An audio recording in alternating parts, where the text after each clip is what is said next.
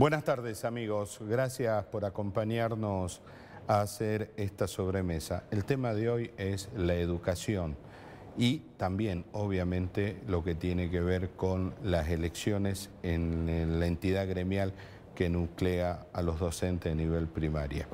Pero no podemos ignorar el informe de la UNESCO que hizo las pruebas durante el 2019, que reflejó el peor desempeño histórico de los alumnos argentinos. Es un número absolutamente brutal, pero lo grave es que la política sigue mirando su propia realidad, una realidad paralela. ¿Y cómo reacciona la política? Lejos de decir, bueno, a ver muchachos, ¿cómo arreglamos este gran lío que tenemos? Reacciona buscando culpables, ¿no? Echándose las culpas unos a otros.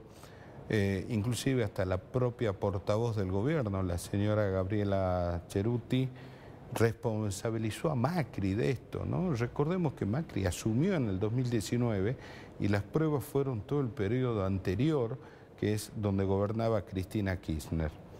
En definitiva, absolutamente nadie se hace cargo de este descalabro que tiene muchas responsabilidades, y lo digo en plural, y también tiene muchas complicidades. Sin lugar a duda, la primera responsabilidad es de los gobiernos, y lo decimos en plural, porque me parece que este es el resultado de un cúmulo de desaciertos y de desatinos que atravesaron a todos los signos políticos. Una cosa es hacer política de educación y otra cosa es hacer política con la educación. Y lamentablemente desde hace un tiempo largo esta parte vemos cómo los políticos intentan hacer política con la educación. Está todo dado vuelta. A ver, fíjense, nos ubiquemos en el año 2020, el año pasado.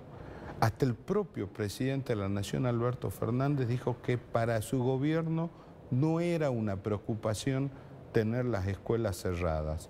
Gerardo Morales caminaba orondo por los medios nacionales diciendo que Jujuy había sido la primera provincia que había resuelto cerrar las escuelas. A ver, cerrar las escuelas. Supuestamente de esta manera iba a cuidar a la población de la pandemia. Jujuy tiene la tasa más alta de fallecimientos por esta cuestión. Ahora, la cantidad de chicos que han quedado fuera del sistema por la deserción escolar es tremenda. Y no solamente estamos hablando de chicos de secundaria, también chicos de primaria. Esto va directamente relacionado con la pobreza. 65% de pobres en Jujuy.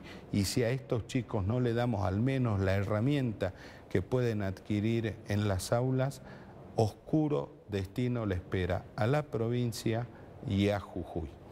Y al Estado Nacional, obviamente, a todos los argentinos. Decíamos que hoy vamos a hablar de educación y lo que tiene que ver con las elecciones en ADEP. Nos va a acompañar el maestro Darío Abán. 30 segundos y ya estamos con él.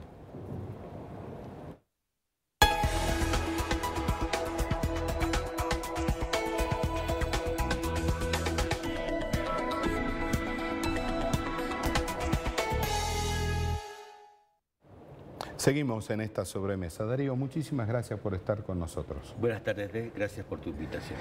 A ver, empecemos por el principio. Terribles los números de la UNESCO. Sí, lo estuvimos viendo por los medios, el análisis que hicieron en distintos programas a nivel nacional.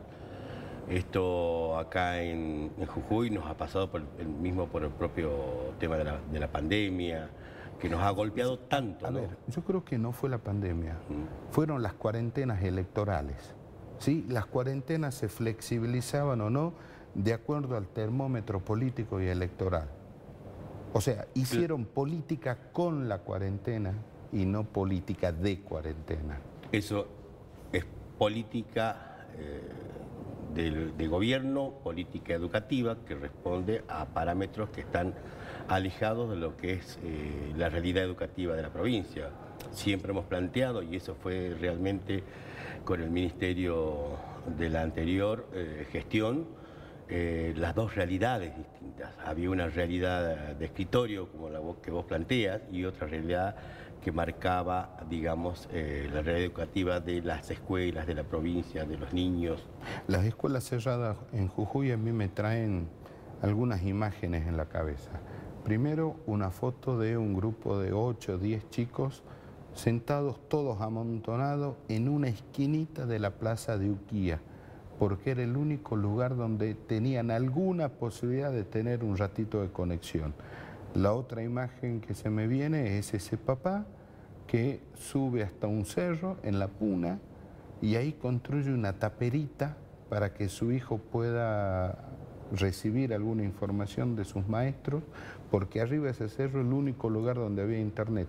O este maestro de la quebrada que metió la mano al bolsillo, fue a una fotocopiadora, hizo fotocopiar unas cartillas, se subió a su auto, se fue hasta Humahuaca, dejó su auto y empezó a caminar, yendo casa por casa de los chicos, dejando... Bueno, esa era la imagen de la educación en Jujuy.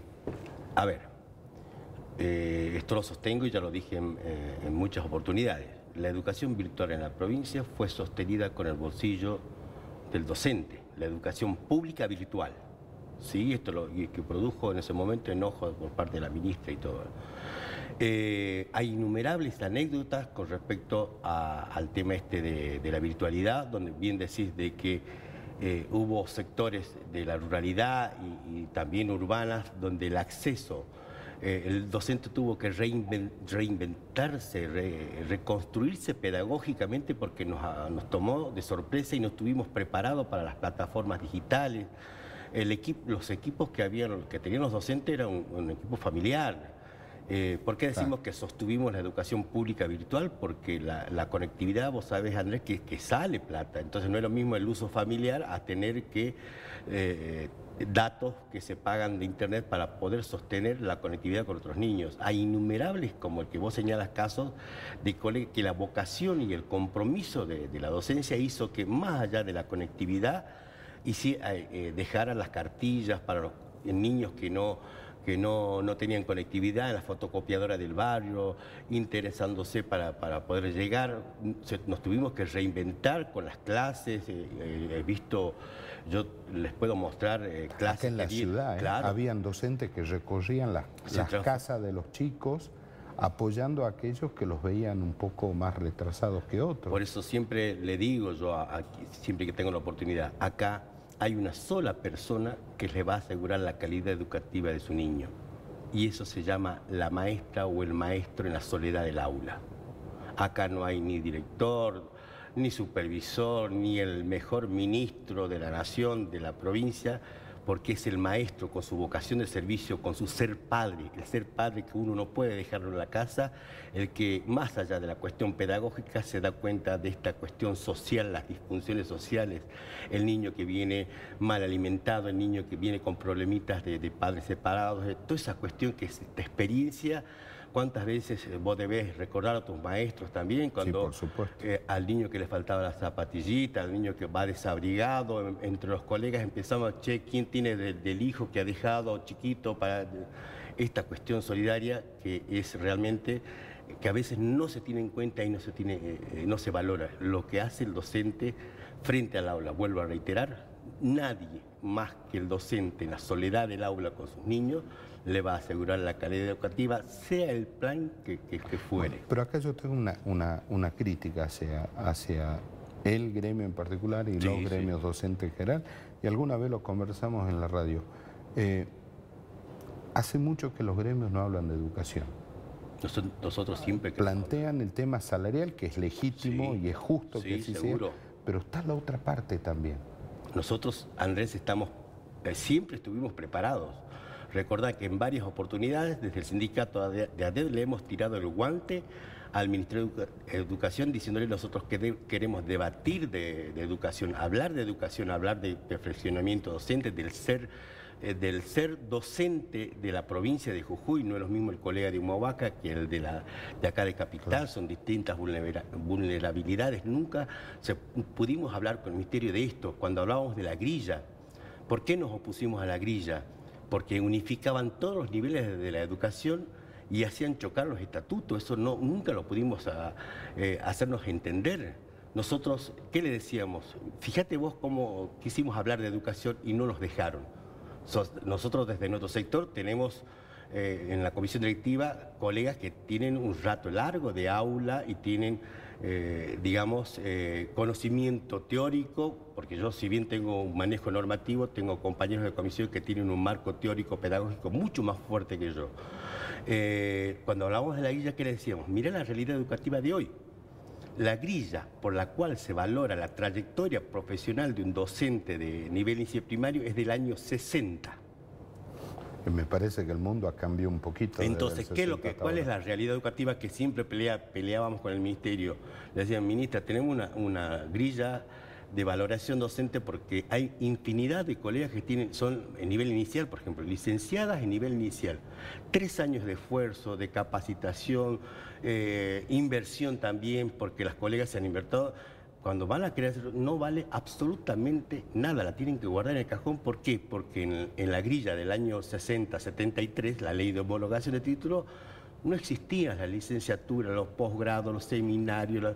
Entonces, esta es la demanda que siempre quisimos plantearle al ministerio y que nunca nos escucharon. Bueno, pero es que uno de los grandes fracasos, de esta gestión, fue el famoso Pacto Social Educativo. Fue un fracaso. También quisimos participar, Y tampoco pudieron. No me invitaron. Bueno, ahí está. ¿Qué pacto hay que no se invita Entonces al sector gremial? nosotros somos muy... Nosotros estamos convencidos, Andrés, esto es para dentro de la casa y para afuera también, que en el debate, en el pensar distinto, uno construye. No hay que tenerle miedo al debate.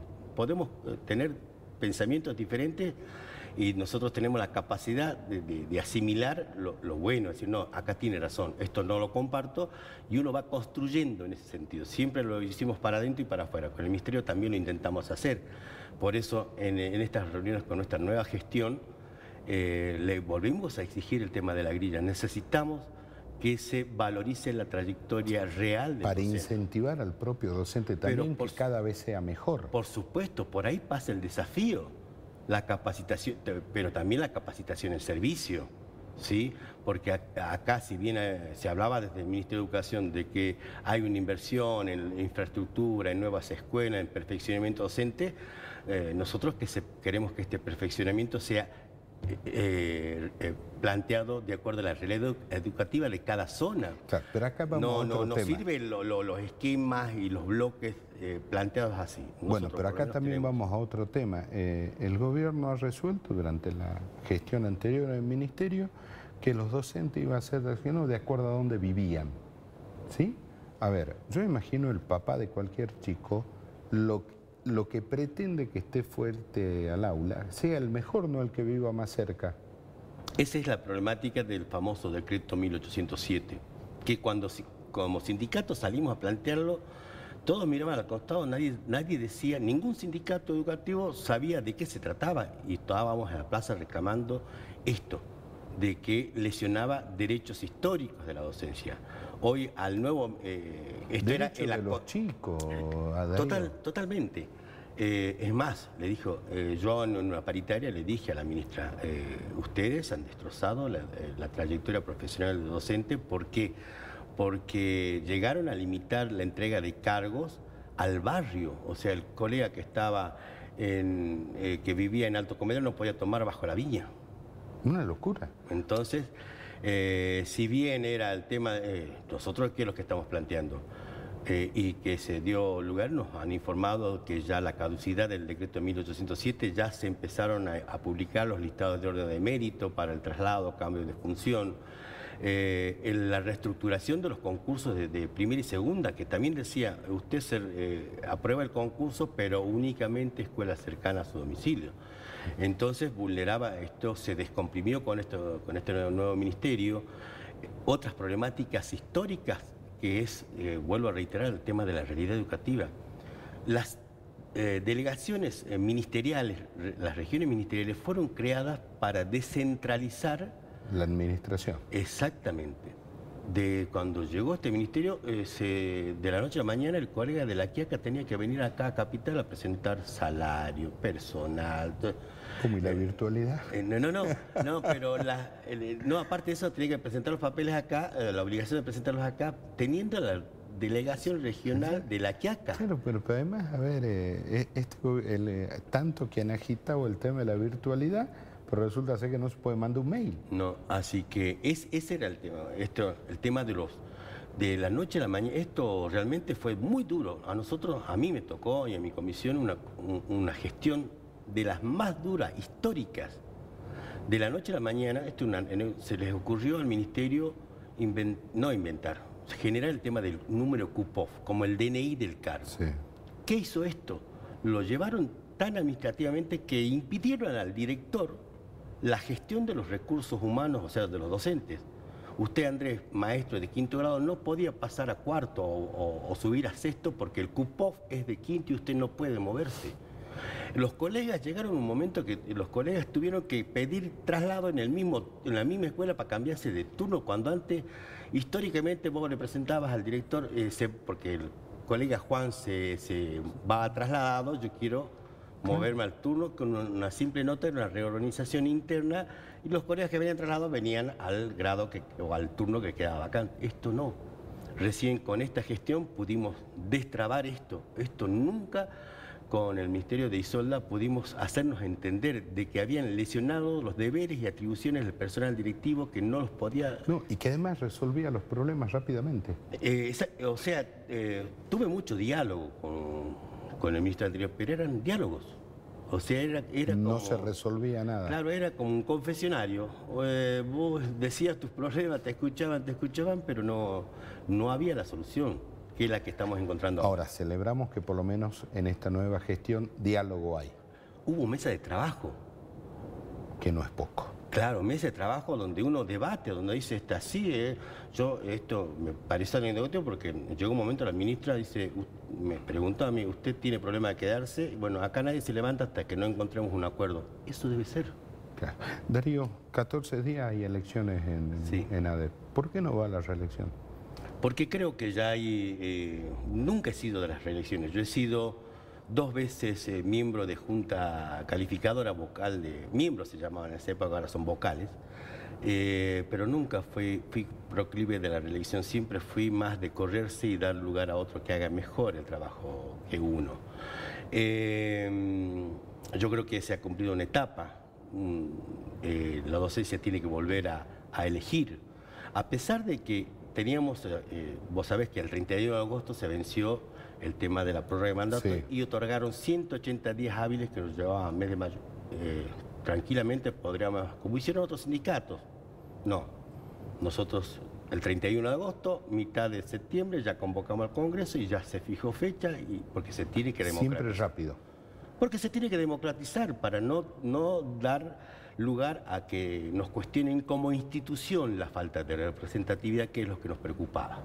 Más allá de como persona, que yo quede o no quede, no, a mí cualquier cosa, pero respetame la institución. ¿Y qué gremio deja?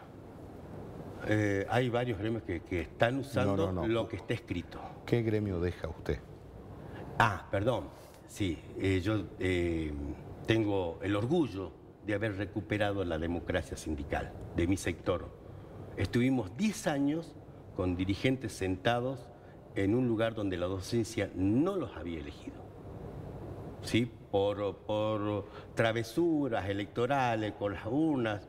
Me ocurrió a mí, le ocurrió a Silvia Vélez, o sea, entonces, y hoy que estamos preocupados y ocupados para que el que le toque conducir a ADEP, más allá que estén de acuerdo o no, sea el que sea elegido por el voto mayoritario de la docencia. Yo no sé lo que es estar un día en un cargo de representativa docente sin que me hayan elegido por el voto de la mayoría. Hay otros colegas que están en estas elecciones que no tienen la autoridad moral para mirarme a los ojos y decir, yo no estuve un día en un lugar donde la docencia no me ha elegido, como lo puedo decir con mucha vehemencia yo. ¿Hay una lista oficialista? No, oficialista no, porque mi lista es la lista Bordeaux. Históricamente. Históricamente, desde hace 20 años, Nos hemos presentado, pero no hemos conseguido los avales. Esa es la verdad. ¿Por qué? Porque la docencia dijo, Darío Aval, usted tiene, ya cumplió su ciclo. Y es verdad, y esto hay que asimilarlo. Muchos que hacen a veces travesuras de querer falsificar, no tiene sentido esto. No, además hay un punto que me parece central, ¿no? Alguna vez alguien decía, lo que corrompe no es el poder, lo que corrompe es la necesidad de permanecer en el poder, ¿no? Sí, totalmente. Y esto tiene que ver con las reglas. A nosotros nos preocupa mucho la institucionalidad. Podría haber tranquilamente hacer usos mis 180 días hábiles por mandato y nos vemos el año que viene. No debe ser, porque van a cuestionar, no a mí, sino a mi institución. Y mi institución no merece ser cuestionada. Nos podemos discutir adentro de la casa, pero para afuera los papeles tienen que estar en orden. Ahora, ¿hay muchas discusiones puertas adentro de la casa? Sí, yo más el tema es... algunos compañeros se han dado un baño de lavandina gremial, ¿sí? Y ahora están... pero bueno, esto ya lo vamos a discutir y vuelvo a reiterar. Quien les habla, yo me voy orgulloso de mi rol. Hemos sido uno de los sindicatos que más le ha peleado a este ministerio. Siempre le digo con orgullo, decime, nombrame qué sindicato educativo peleó tanto o más que nosotros, cosa que uno pueda agachar la cabeza y decir, tenés razón. Uno nombrame, que haya peleado con carpeadas, movilizaciones en las paritarias, dicho por el ministro, Andrés, acordate, el único gremio que no aceptó la paritaria es ADEP. Perdieron 4-1. Claro, por supuesto, perdió 4-1. La ministra, todos gremios entienden la situación por la cual, salvo uno. ADEP. Entonces, este es el gremio que ha resistido. Morales los calificó de vagos alguna vez. Bueno, entonces, esta es la autoridad moral que tiene uno para decir, ¿quién sos vos? Yo soy esto. Soy uno de los 1.260 docentes que consiguió la ley de incentivo docente ayunando 30 días en la carpa blanca.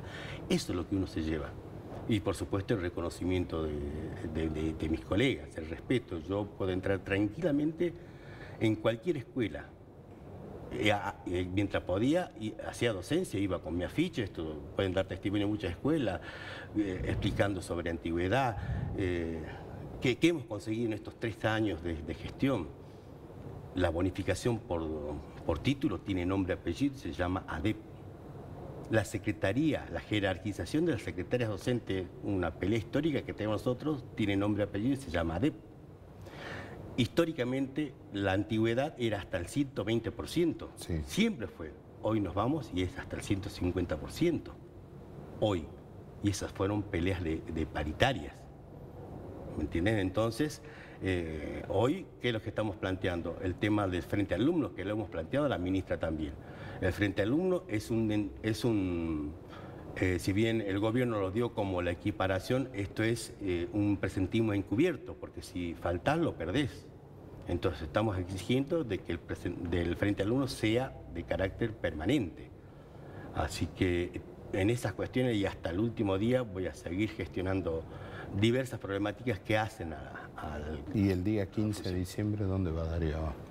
A mi escuela, vuelvo a mi escuela y aparte trabajo ¿Cuál en es un tu secundario. escuela, Darío? Siempre he sido maestro de la Escuela Belgrano, del primer ciclo de la Escuela Belgrano, y en el último año me fui como secretario acá a la Agüero, ¿Pero vuelve a la Belgrano o a la Agüero? A la Agüero, porque ahí estoy hice el cambio de función y estoy como secretario. Pero esto no significa que se desvincule de la actividad gremial. No, es que uno no puede. Yo tengo una vida al servicio de mis colegas. Antes de llegar a DEP yo ya tenía contacto a través de mi página, con normativas, con reglamentaciones, con consejos. O sea, no es necesario estar nunca estuve, más allá de estar en representatividad o no, en contacto permanente y brindando asesoramiento. Si hacemos un comparativo con otros distritos de la República Argentina, ¿cómo están en materia salarial los docentes en Jujuy? Nosotros tenemos una pérdida de poder adquisitivo complicada. Esto lo hemos